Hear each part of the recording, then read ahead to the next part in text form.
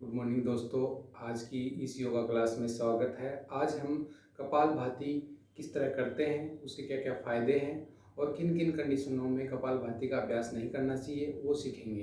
कपालभाति करने से क्या क्या फ़ायदे होते हैं आज हम देख रहे हैं। कपालभाति करने से जिनको साइनस की दिक्कत होती है, बार बार स्नीजिंग आना, डस्ट वगैरह से एलर्जी होना, उसमें ठीक करने में हेल्पफुल होता है कपालभाति। दूसरा, जिसको थायराइड की प्रॉब्लम है, हाइपोथायराइडिज्म हाइपरथायराइडिज्म दोनों कंडीशंस हैं, उसको भी ठीक करने में हेल्पफुल होता है। इसके साथ ही जिनको अब्डोमिनल कॉन्स्टिपेशन रहता है उसको ठीक करने का काम करता है। इसके साथ ही जिनको शुगर की समस्या है उसको ठीक करने का काम भी करता है। इसके साथ साथ जिसको फैटी लीवर की समस्या है उसको ठीक करने का काम करता है। और एक सबसे अच्छा रिजल्ट, आपको कुछ नहीं करना, लगातार कपालभाति करने से भी वेट लॉस कर सकते हो आप। अगर आप लगातार कपालभाति करते हो, एक महीने में 5 से 10 किलो वजन केवल कपालभाति के क्रिया करके भी आप वजन कम कर सकते हो।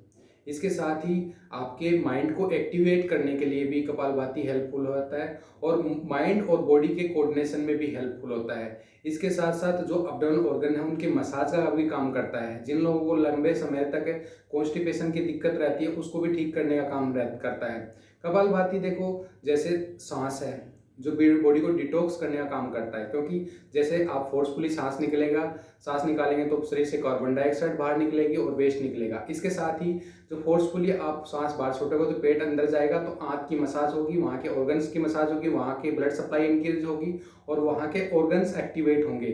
तो वहाँ के ऑर्गन्स एक्टिवेट होगा तो डाइजेशन अच्छा होगा तो एब्जॉर्प्शन अच्छा होगा और बॉडी में प्रॉपर ब्लड सप्लाई अच्छी होगी। तो आंत का सफाई होगा अच्छा सा, तो भी डिटॉक्स करने का काम करेगा, वेस्ट बॉडी से बाहर निकलेगा। एक जैसे अपने किडनीज वगैरह हैं वो ऑर्गन्स भी बैक साइड में होते हैं। इसके साथ ही लीवर वगैरह जो सामने की तरफ से होते हैं, जब आप कपालभाति करते हैं तो उन ऑर्गन्स की भी ब्लड सप्लाई अच्छा होता है, उनका सर्कुलेशन अच्छा होता है, तो किडनी के थ्रू भी जो वेस्ट निकलने का काम होता है। तो इसलिए तीनों जो सिस्टम है वो एक्टिवेट हो जाते हैं इसके अभ्यास से। तीनों सिस्टम एक्टिवेट होने से क्या होगा, आपकी बॉडी पूरी डिटॉक्स होगी। तो इसके लिए कपालभाति करने से पहले आप सुखासन या फिर वज्रासन में बैठ जाएं। चिन्ह मुद्रा बना सकते हैं, कमर को सीधी रखेंगे, गर्दन को सीधी रखेंगे, आंखों को बंद भी रख सकते हैं, खुला भी रख सकते हैं। धीरे धीरे एक गहरा सांस लेंगे, छोड़ेंगे, फिर से गहरा सांस लेंगे,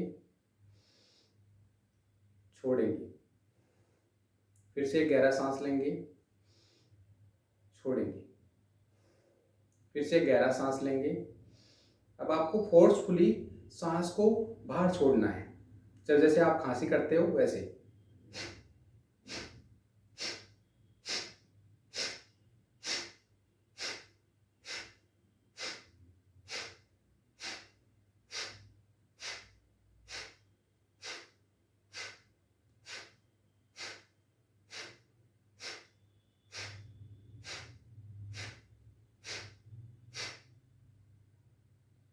धीरे से सांस अंदर लेंगे, सांस छोड़ेंगे, सांस अंदर लेंगे, सांस छोड़ेंगे,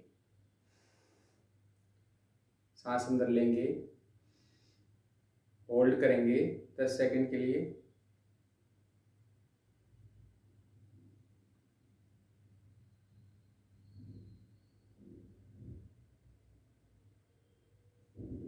सांस छोड़ेंगे।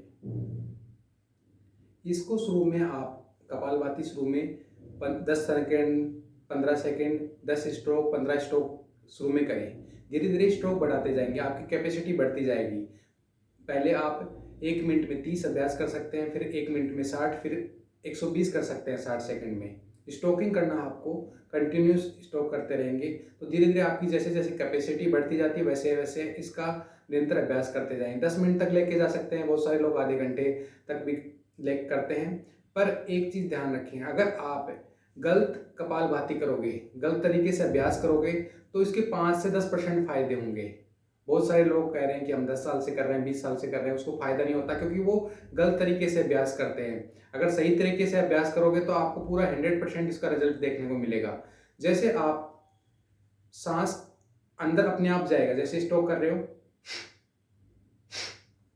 क्या हो रहा है, अपने आप सांस बाहर जा रहा है, उसके साथ साथ बीच में जो गैप मिलता है उसके अंदर आपका सांस अंदर जा रहा है, देखिए अंदर जा रहा है। तो इसका इनहेलेशन अगर एक्सेलेशन दोनों हो रहा है। अब किन लोगों का कपालभाति का अभ्यास नहीं करना है, जिन लोगों को हाई ब्लड प्रेशर की समस्या रहती है, बहुत ज़्यादा बीपी फ्लैक्चुएट करता है, हाई और डाउन जाता है, तो उसको कपालभाति का अभ्यास नहीं करना है। इसके साथ ही अब्डोमिनल कोई सर्जरी हुई है उसको कपालभाति का अभ्यास नहीं करना है। इसके साथ ही पीरियड चल रहे हैं उसको कपालभाति का अभ्यास नहीं करना है। और जिसको अभी कोई सीवियर कार्डियक प्रॉब्लम चल रही है उसको भी कपालभाति का अभ्यास नहीं करना है। इसके साथ ही जिसको लो ब्लड प्रेशर की समस्या रहती है उसको हाई करने के लिए, नॉर्मल करने के लिए भी कपालभाति अच्छा अभ्यास माना जाता है।